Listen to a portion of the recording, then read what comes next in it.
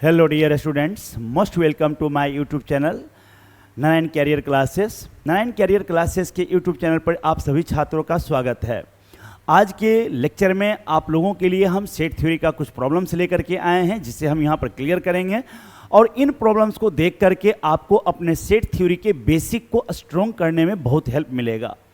अगर आपका set theory कमज़ोर है, सेट थ्योरी शायद आप बेहतर तरीके से नहीं समझ पाते हैं, तो इन सारे प्रॉब्लम्स को देख करके आप अच्छी तरह से सेट थ्योरी को समझ पाएंगे। साथ ही साथ यह आपको 11th के कोर्स को कंप्लीट करने में, एयरफोर्स, नेवी और एनडीए के एग्ज़ाम के सेट थ्योरी के प्रॉब्लम को सॉल्व करने में बहुत हेल्पफुल होगा। आईआईटी जेईई मेंस के लायक तो यह नहीं ही होगा, मैं फेंकना नहीं चाहता, लेकिन आपको यह छोटे मोटे जो भी एग्जाम हैं और सेट थ्योरी का बेसिक जो है, इन सब को क्लियर करने में ये बहुत हेल्पफुल होगा। तो आइए आज के कुछ क्वेश्चंस को हम देखते हैं। आपके सामने सबसे पहला क्वेश्चन है, बहुत ही बेसिक क्वेश्चन। देखिए यहाँ पर, नेक्स्ट यहाँ पर क्या है क्वेश्चन आपका।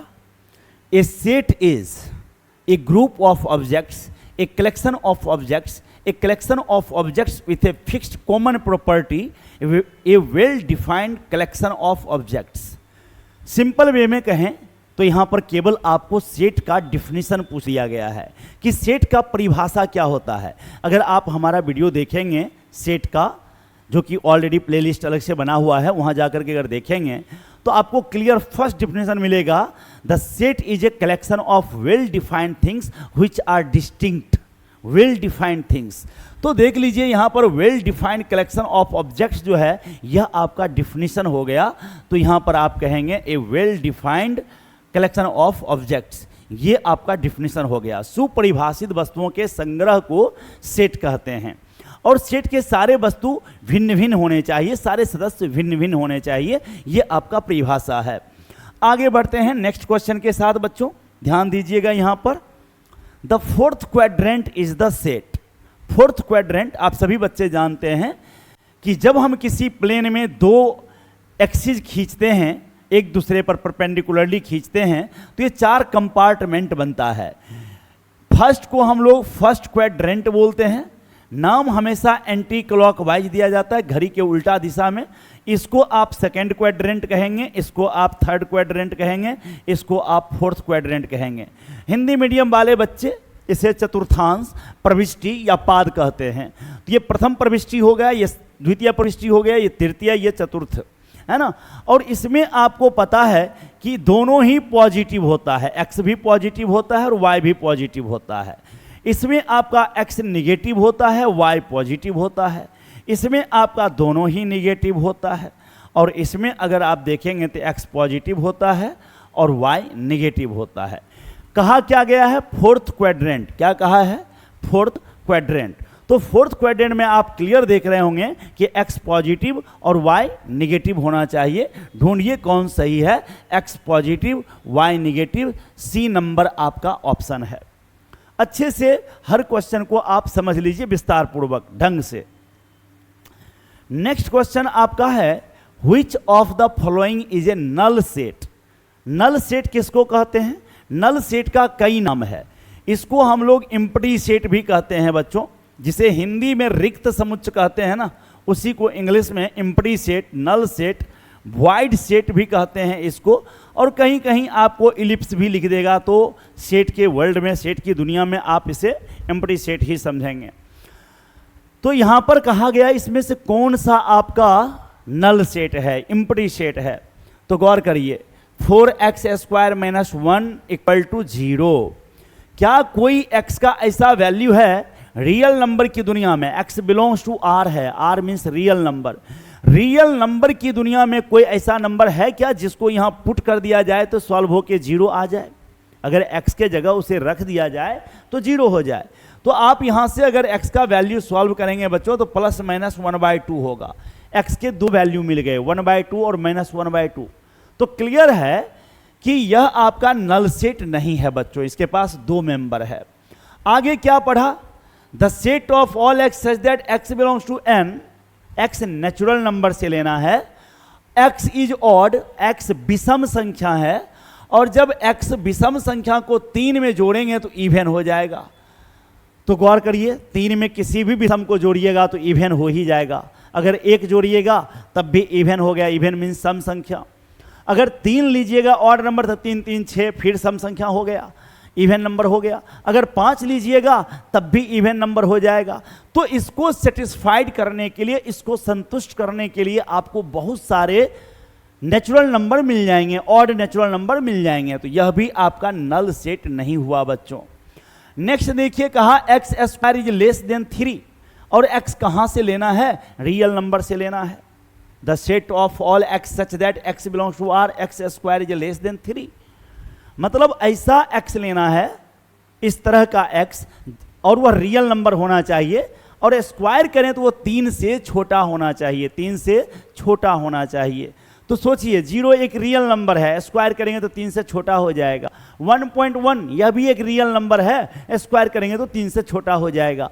तो इसको सेटिस्फाइड करने वाले अनगिनत नंबर हैं बच्चों, अनगिनत वास्तविक संख्या है। तो यह भी एम्प्टी सेट आपका नहीं है बच्चों। अगर 3 ऑप्शन गलत हो चुका है तो सही क्या होगा? चौथा ऑप्शन होगा। और सही बात है कि कोई भी ऐसा वास्तविक संख्या नहीं है जिसका स्क्वायर करेंगे तो निगेटिव हो जाएगा। कोई भी ऐसा वास्तविक संख्या नहीं है जिसका वर्ग करें तो 0 से छोटा हो जाएगा, ऋणात्मक हो जाएगा, ऐसा कभी नहीं होगा। यहाँ डिमांड था ऐसा रियल नंबर बताइए जो स्क्वायर करने पर 0 से छोटा हो जाए। रियल नंबर का पहचान ही होता है कि अगर उसको स्क्वायर करेंगे तो या तो वह 0 के बराबर होगा या 0 से ज़्यादा होगा। ऐसा कोई रियल नंबर नहीं है जिसका वर्ग करेंगे तो निगेटिव हो जाए। तो ये आपका नल सेट है बच्चों। अगले क्वेश्चन की तरफ हम बढ़ते हैं, ध्यान दीजिएगा। यहां if p equal to 3m दिया है, m belongs to natural number. Simple way में कहें तो 3 का टेबल पढ़ देना है। तो 3 हो जाएगा, 6 हो जाएगा, 9 हो जाएगा, 12 हो जाएगा, 15 हो जाएगा, 18 हो जाएगा, ऐसे चला गया। और q को अगर देखें बच्चों तो बोला 3 पर पावर लेना है और नेचुरल नंबर लेना है पावर में। तो 3 पर पावर 1 ले लीजिए तो 3 हो जाएगा, 2 पावर लीजिए तो 9 हो जाएगा, 3 लीजिए तो 27 हो जाएगा, ये 81 हो जाएगा। इस तरह से बढ़ता चला जाएगा। क्लियर है कि Q का सारा मेंबर P में मिल जाएगा पर P का सारा मेंबर Q में नहीं मिलेगा बच्चों। 3 है मिल गया, 9 है मिल गया, 27 आगे आएगा कहीं ना कहीं। तो इसका Q का सारा मेंबर P में है तो QP का सबसेट हो गया। QP का प्रॉपर सबसेट भी कह सकते हैं, सबसेट भी कह सकते हैं, कोई प्रॉब्लम नहीं है। और ये आपका ऑप्शन बी नंबर है। क्लियर है, देख लीजिए मिल गया। अगले क्वेश्चन की तरफ बढ़ते हैं बच्चों, ध्यान दीजिएगा। ये आपका क्वेश्चन है, let x equal to 4, 4 square, 4 cube, 4 to the power 4, y equal to 2, 4, 6, 8, 10। ये 2 का टेबल जा रहा है बच्चों, और ये आपका 4 का पावर जा रहा है। तो इसका 4 इसमें मिलेगा कि नहीं मिलेगा? मिल गया। 4 स्क्वायर 16, 2 के आगे बढ़ते चले जाएंगे, कहीं 16 आएगा कि नहीं आएगा? आ जाएगा, 16 मिल जाएगा। ये 64 2 के ही टेबल में 32 बार में आ जाएगा। ये आपका 256 128 बार में इसमें आ जाएगा। मतलब सिंपल सा है कि x का सारा मेंबर y में होगा, x का सारा मेंबर y में होगा। बच्चों एक टर्म है यहां पर, आगे देखिए असर्शन में, given sets are comparable. 2 set comparable तब कहलाता है जब कोई एक सेट दूसरे का सबसेट हो जाए या इक्वल हो जाए। बात एक ही हुआ, सबसेट होना। तो जब एक सेट दूसरे का सबसेट हो जाता है तो उसे हम कंपेरेबल कहते हैं। तो यहां पर x आपका y का सबसेट हो गया तो कंपेरेबल कहेंगे। क्या कहेंगे? कंपेरेबल। यह प्रॉपर सबसेट भी है और सबसेट भी है। तो आपका पहला बात भी सही हो गया और दूसरा बात भी सही हो गया। तो देखिए यहां A and R both true and R is the correct explanation of A। ये बात सही हो गया। पहला ऑप्शन आपका सही हो जाएगा कि असर्शन भी सही है, रीजन भी सही है। ये जो कहा गया स्टेटमेंट है कंपेरेबल, ये सही कहा गया। क्योंकि डिमांड क्या होता है कि अगर एक सेट दूसरे का सबसेट हो जाता है तो दोनों ही सेट कंपेरेबल कहलाता है। तो यहां पर आपको क्लियर है कि एक्स वाई का सबसेट है, इसलिए ये कंपेरेबल हो गया। नेक्स्ट क्वेश्चन की तरफ बढ़ते हैं बच्चों, ध्यान दीजिएगा। ये लेट ए इक्वल टू, ये सारा दे दिया, बोला the subset of A consisting of irrational number. हमको वो सबसेट लेना है बच्चों जो केवल इरेशनल नंबर रखता है, अपरिमेय संख्या रखता है। तो इसमें आपका पाई भी अपरिमेय है, √2 भी अपरिमेय है और 3 + √7 भी अपरिमेय है। तो ढूंढिए कौन ऐसा सबसेट लिया गया है जिसमें ये तीनों मौजूद है। आप गौर करिए, क्लियर आपको हम क्लिक कर दिए हैं। नेक्स्ट अगले क्वेश्चन के तरफ बढ़ते हैं हम, ध्यान दीजिएगा यहाँ पर। The number of all possible subsets of A set containing n elements. बच्चों जब किसी सेट में n मेंबर्स होगा, n सदस्य होगा, तो उसके सबसेट की संख्या कितनी होगी, उसका सिंपल वे में फॉर्मूला हम बच्चों को पढ़ाए हैं, टू दी पावर n। ये सारा चीज प्रूफ भी हो जाता है, बट आप एज ए रिजल्ट इसको याद रखिए, टू दी पावर n। अगर किसी सेट में 3 सदस्य है तो उसके कुल उपसमुच्चयों की संख्या, कुल सबसेट्स की संख्या टू दी पावर 3 हो जाएगा। अगर किसी सेट में 4 सदस्य है तो कुल उपसमुच्चयों की संख्या, कुल सबसेट की संख्या, टोटल नंबर ऑफ सबसेट्स जो हो जाएगा वह 2⁴ 16 हो जाएगा। तो आपका formula two the power n हो जाएगा, जो कि डी आपका ऑप्शन है। नेक्स्ट अगले क्वेश्चन की तरफ अगर हम बढ़ें बच्चों, कहता है if a finite set S contains n element. एक सेट एस है जिसमें आपको n एलिमेंट है, then the number of all non empty proper subset. 2 word use हुआ है बच्चों यहाँ, नन एम्प्टी अप्रोपर। प्रॉपर किसको कहते हैं, जब एक सेट का सारा एलिमेंट दूसरे में हो और दूसरे में कुछ एक्स्ट्रा हो, तब पहला दूसरे का प्रॉपर सबसेट कहलाता है। जैसे अगर मैं आपको यहाँ एक एग्जांपल दे दूं, ए यहाँ पर है, इसमें ए बी सी है, और दूसरा एक सेट लेते हैं बच्चों ए बी सी डी ई, ऐसे ले लिए हम। अब गौर करिए, यहाँ ए का सारा एलिमेंट बी में है, इस आधार पर हम ए को बी का सबसेट कहेंगे, इसको बच्चों सबसेट पढ़ा जाता है। अब दूसरी बात, ए का सारा एलिमेंट बी में है और बी के पास कुछ एक्स्ट्रा है, इस वजह से ए को बी का प्रॉपर सबसेट कहेंगे। प्रॉपर सबसेट में नीचे लाइन नहीं पड़ता है बच्चों, इसको प्रॉपर सबसेट पढ़ेंगे, है ना। तो आपके मन में आएगा सर आप तो सबसेट भी बोल दिए, प्रॉपर सबसेट भी बोल दिए, तो फर्क क्या हुआ। मैं एक बात बताता हूं, ये पी है आपके पास जिसमें ए बी सी है, और ये क्यू है आपके पास जिसमें बी सी ए है। अगर आप गौर करें तो P का सारा मेंबर Q में है, P का सारा मेंबर Q में है, देख रहे हैं ना। तो P Q का सबसेट हो गया, मेंबर हो जाने भर से सबसेट हो गया। Q भी P का सबसेट हो गया क्योंकि Q का सारा मेंबर P में है। लेकिन एक बात बताइए, क्या किसी के पास एक्स्ट्रा एलिमेंट है, अतिरिक्त सदस्य है क्या? तो आप कहेंगे नहीं सर नहीं है, P में ABC है और Q में भी ABC है, अतिरिक्त तो है नहीं, एक्स्ट्रा नहीं है।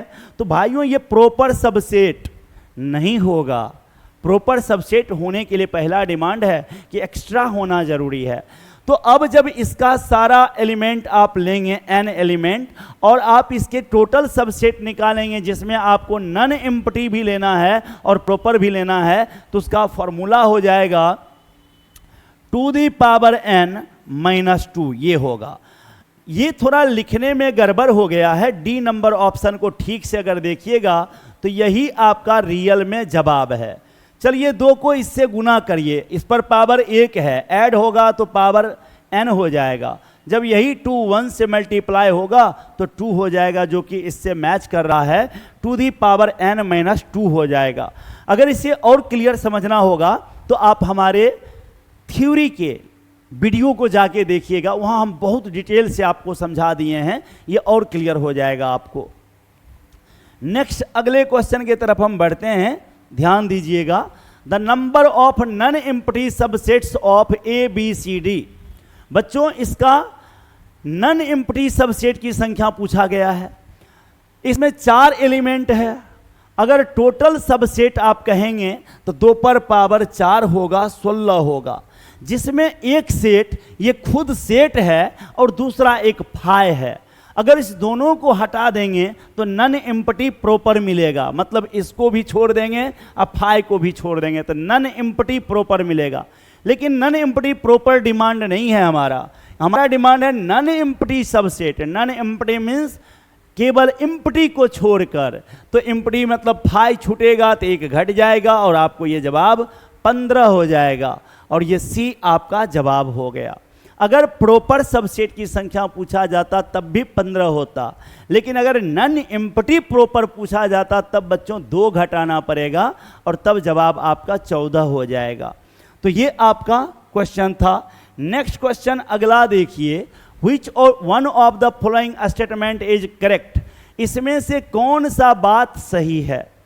पहला दिया गया है बच्चों इस तरह से, ध्यान दीजिएगा, 1 belongs to 1 2 ऐसा दिया है, जो कि सरासर गलत है। कोई भी एलिमेंट है ना, कोई भी एलिमेंट किसी सेट का एलिमेंट तभी कहलाएगा जब वह उसके अंदर दिखेगा। आप कहिएगा सर 1 तो इसके अंदर दिख रहा है, 1 तो पूछ भी नहीं रहा है ना। अगर ऐसा लिखा होता तब तो ये बात सही होता, क्योंकि 1 अंदर है, लेकिन ये ब्रैकेट सहित 1 है। क्या ब्रैकेट सहित 1 इसके अंदर है? इस सेट के अंदर, इस समुच्चय के अंदर ब्रैकेट सहित 1 है क्या? तो आपका जवाब होगा नहीं सर, ब्रैकेट सहित कहाँ है, केवल 1 तो है। तो इसलिए ये बोलना गलत हो गया, सदस्य नहीं होगा ये। पहला बात आपका गलत। दूसरा का कोई सेंस ही नहीं निकलता, सेट का यूनियन सेट से होता है, तो ये बकवास है, कुछ लिखा हुआ ही नहीं है। और ये बोला 1 3 belongs to the set of all x such that x is a positive integer. बच्चों x is a positive integer, केवल 1 3 तो होगा नहीं, बहुत सारा होगा। तो यह भी आपका एक तो गलत है, पूरी सेट इसमें नहीं आएगा, 1 3 सेट नहीं आएगा, 1 आएगा अकेले, 3 आएगा अकेले, पूरा सेट सहित लिखना गलत है। ये आपका सही है, 1 2 सब सेट है 2 1 का, ये लिखना सही है आपका। कोई भी सेट खुद का सबसेट होता है, तो ये स्टेटमेंट आपका सही है। तो आज आपको ये 10 क्वेश्चन आपको करवाए हैं। अगला लेक्चर में फिर आपको हम 10 क्वेश्चन करवाएंगे। ऐसे करके 10-10 क्वेश्चन आपको बहुत सारा हम दे देंगे। लगभग आपको 60 से 70 क्वेश्चन हम सेट थ्योरी का आपको करवा देंगे, जिससे कि सेट थ्योरी आपका बेहतर हो जाए। मिलते हैं सेकेंड लेक्चर में अलग क्वेश्चन के साथ। तब तक के लिए आप लोगों को बहुत बहुत धन्यवाद। जय हिंद, जय भारत।